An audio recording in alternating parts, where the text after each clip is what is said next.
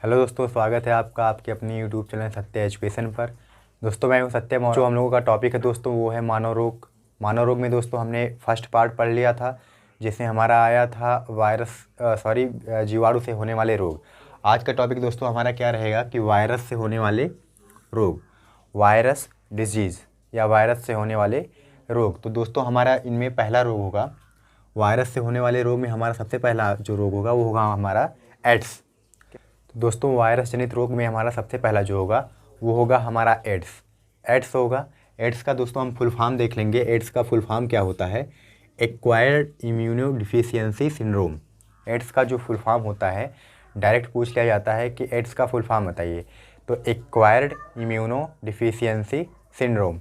उसके बाद दोस्तों इसका जो वायरस होता है, जिस वायरस की वजह से ये बीमारी होती है, उस वायरस का नाम होता है HIV। HIV क्या होता है? ह्यूमन इम्यूनो डिफिशियंसी वायरस या ह्यूमन इम्यूनो वायरस।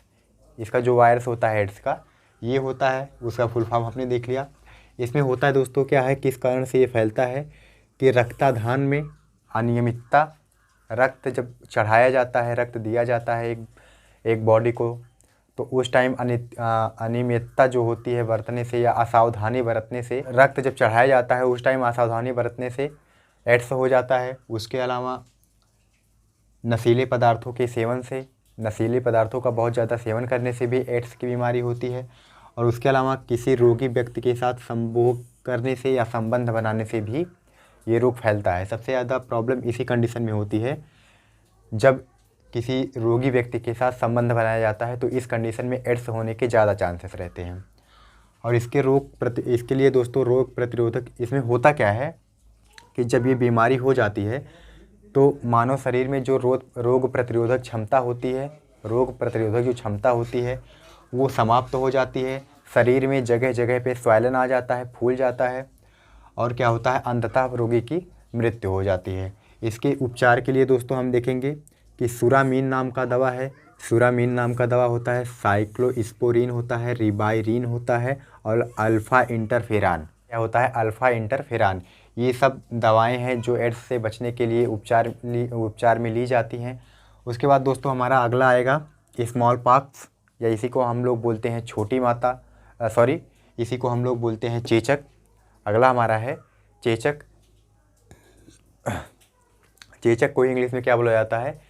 या स्मॉल पॉक्स बोला जाता है, या इसी को बड़ी माता भी बोला जाता है। इसमें क्या होता है दोस्तों, वेरोला वायरस के कारण ये जो है चेचक की बीमारी हो जाती है। इसमें होता क्या है कि सिर, पैर, कमर और पीठ में बहुत ज़्यादा जोरों का दर्द होता है। उसके बाद पूरे शरीर में लाल लाल दाने निकल आते हैं, जो थोड़ी समय बाद फफोलों में या झलके में बदल जाते हैं। तरीका है, सबसे अच्छा उपचार है, रोगी को अन्य व्यक्तियों से अलग रखा जाए, उनके बिस्तर को चेंज किया जाए डेली, साफ़ सफाई स्वच्छता वहाँ पर ज़्यादा ध्यान दिया जाए, और धीरे धीरे क्या होते हैं, ये कुछ दिनों के बाद जो है अपने आप ठीक होने लगते हैं, अगर स्वच्छता साफ़ सफाई रखी जा रही है तो। उसके बाद दोस्तों जब बच्चे छोटे रहते हैं उसी टाइम पर चेचक का टीका लगता है। उसके बाद दोस्तों उसके बाद हम देखेंगे अगला जो हमारा होगा वो होगा हमारा छोटी माता। इसी बिल्कुल सेम चेचक की तरह होता है छोटी माता। छोटी माता, इसको इंग्लिश में बोलते हैं चिकन पॉक्स। चिकन पॉक्स, इसमें भी सेम दोस्तों यही कंडीशन होता है कि सिर और पैर में, कमर में बहुत ज़्यादा जोरों का दर्द होता है, बुखार आ जाता है, पूरे शरीर में लाल लाल दाने पड़ जाते हैं जो बाद में झलके में बदल जाते हैं। रोगी का बिस्तर, इसमें साफ़ सफाई स्वच्छता का विशेष ध्यान रखना चाहिए। जैसे ही हमारा चेचक होता है स्मॉल पॉक्स, वैसे ही होता है हमारा छोटी माता चिकन पॉक्स। तो इससे ये हमारा चिकन पॉक्स हो गया और स्मॉल पॉक्स हो गया। उसके बाद दोस्तों हम अपना चौथा देखेंगे, इसमें होता है हमारा इन्फ्लुएंजा। इन्फ्लुएंजा, इसमें क्या होता है दोस्तों, इन्फ्लुएंजा में क्या होता है दोस्तों कि ये इन्फ्लुएंजी नाम के वायरस से फैलने वाला बीमारी है। इन्फ्लुएंजी नाम के वायरस से फैलने वाला बीमारी है, इसे फ्लू भी कहा जाता है।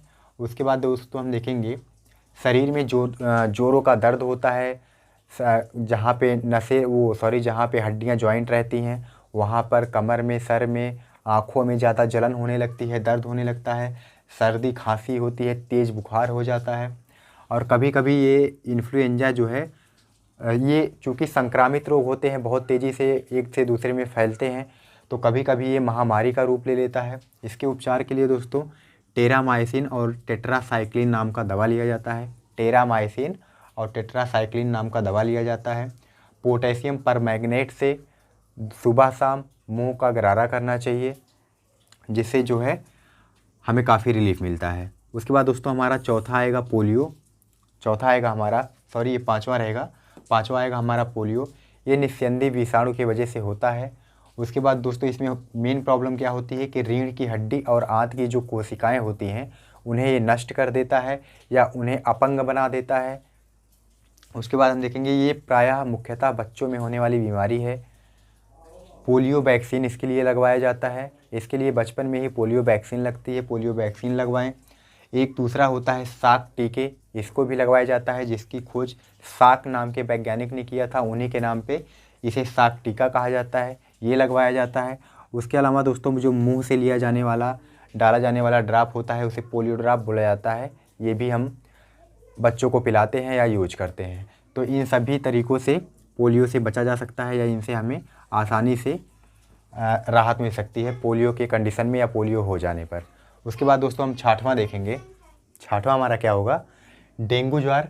डेंगू ज्वार को ही दोस्तों डेंगू फीवर और इसे बोला जाता है ब्रेक बोन फीवर, इसे हड्डी का बुखार भी बोला जाता है। ये विषाणु द्वारा होने वाला रोग है। डेंगू ज्वार विषाणु द्वारा होने वाला रोग है, लेकिन दोस्तों ये मच्छर के द्वारा संचारित होता है।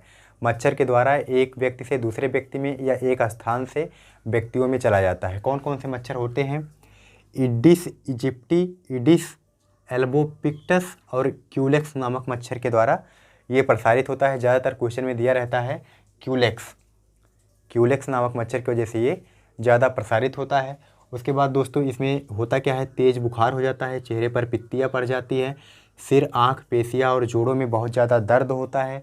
उसके बाद दोस्तों देखेंगे कि कभी कभी ये अचानक में महामारी का रूप ले लेता है। अचानक में महामारी का रूप ले लेता है। महामारी का मतलब बहुत ज़्यादा लोगों में फैल जाता है, संचारित हो जाता है, बहुत ज़्यादा लोग इससे प्रभावित हो जाते हैं।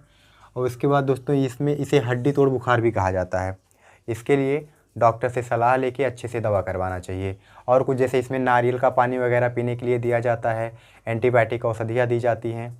उसके बाद दोस्तों हमारा सातवां आएगा।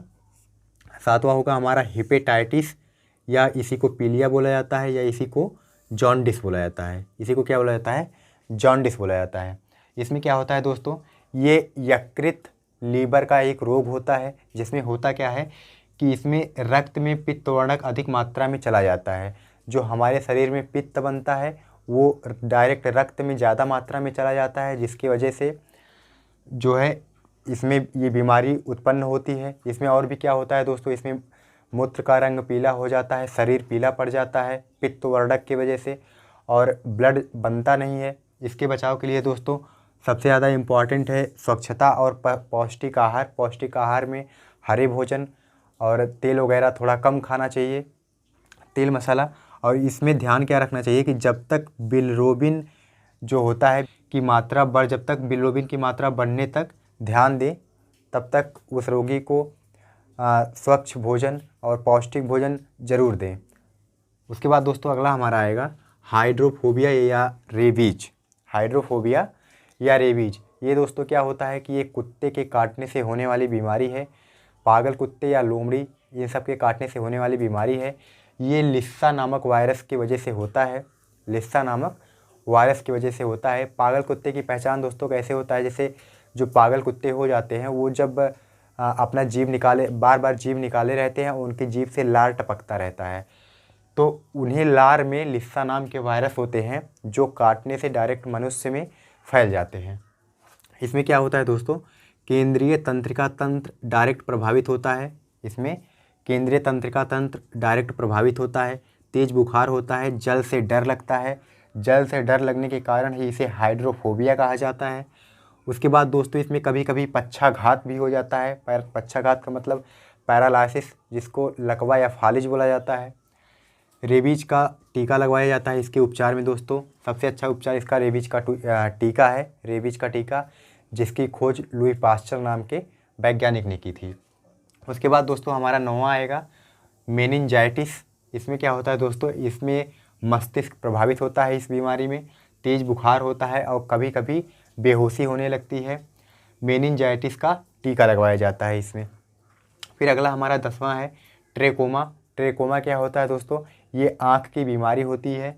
आँख की कार्निया का सांसर्गिक रोग है। आँख की कार्निया में ये बीमारी होती है, जिसमें होता क्या है कि कार्निया जो होती है हमारे आँख में वो बढ़ जाती है और निद्रा सा लगने लगता है। जब आँखें चढ़ी चढ़ी लगेंगी तो जैसे लगेगा हमेशा कि ये आदमी सो के उठा है या सो के आ रहा है, तो ऐसी बीमारी इसमें निद्राग्रस्त लगता है रोगी। और इसमें सबसे ज़्यादा जो उपयोगी औषधि है पेनिसिलिन और क्लोरोमाइसिटिन। पेनिसिलिन और क्लोरोमाइसिटिन का उपयोग करने से ये रोग दूर होते हैं। उसके बाद दोस्तों हमारा 11वां है खसरा। ये दोस्तों क्या होता है, मोरबेला विषाणु की वजह से फैलता है। मोरबेला विषाणु की वजह से फैलता है, संपूर्ण शरीर इससे प्रभावित होता है। नाक से स्राव द्वारा ये दूसरे व्यक्तियों में भी फैल जाता है। इसमें जुकाम होता है, नाक से जब पानी निकलता है स्राव होता है तो उससे एक व्यक्ति से दूसरे व्यक्ति में भी फैल जाता है। आरंभ में नाक व आँख से पानी निकलता है। इस कंडीशन में तेज ज्वार होता है शरीर पर। 3-4 दिन बाद जो होते हैं लाल कलर के, शरीर में 3-4 दिन के बाद लाल कलर के दाने पड़ जाते हैं। और इसमें सबसे ज़्यादा ध्यान क्या रखना चाहिए, उबाला पानी पीना चाहिए, बॉयल वाटर पीना चाहिए और हल्का भोजन करना चाहिए। हल्का भोजन का मतलब ज़्यादा तेल मसाला या वो ऐसे पदार्थ जो पचे ना सही से, इन पदार्थों से इसमें दूर रहा जाता है।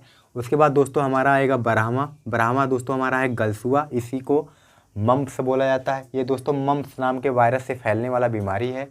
इसमें क्या होता है कि लाल ग्रंथियाँ प्रभावित होती हैं, लाल ग्रंथियों पे इफेक्ट पड़ता है। प्रारंभ में झुर्री, सिरदर्द और कमजोरी महसूस होता है।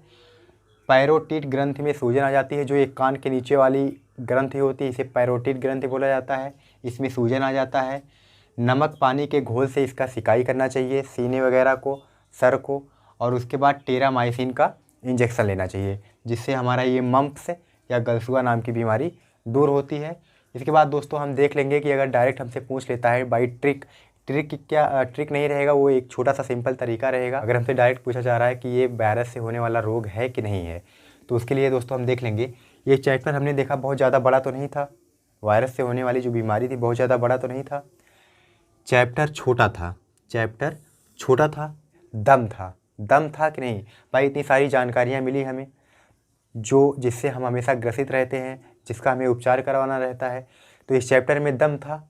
दम के बाद दोस्तों अगर दम था तो इस चैप्टर हमारे लिए खास होगा ही।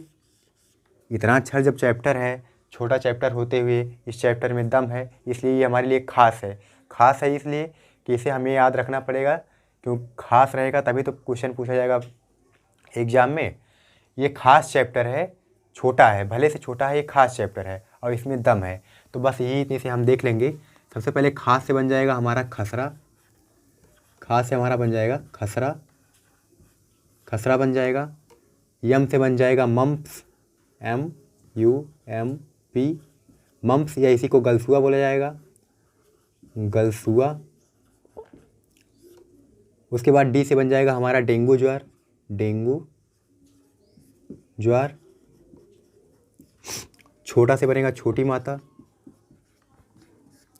छोटी माता, और छोटी माता से ही बन जाएगा बड़ी माता, बड़ी माता, बड़ी माता।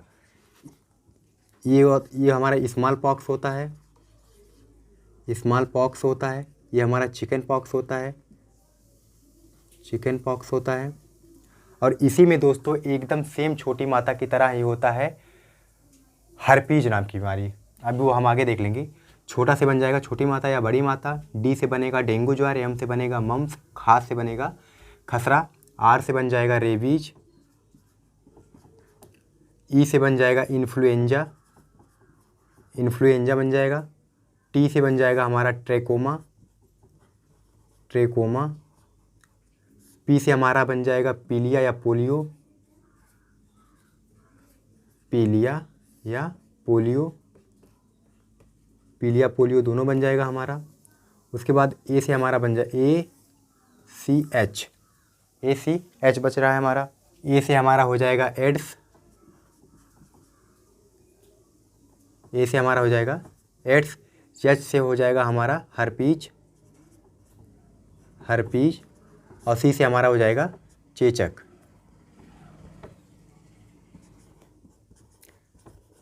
सी से हमारा क्या हो जाएगा, चेचक हो जाएगा।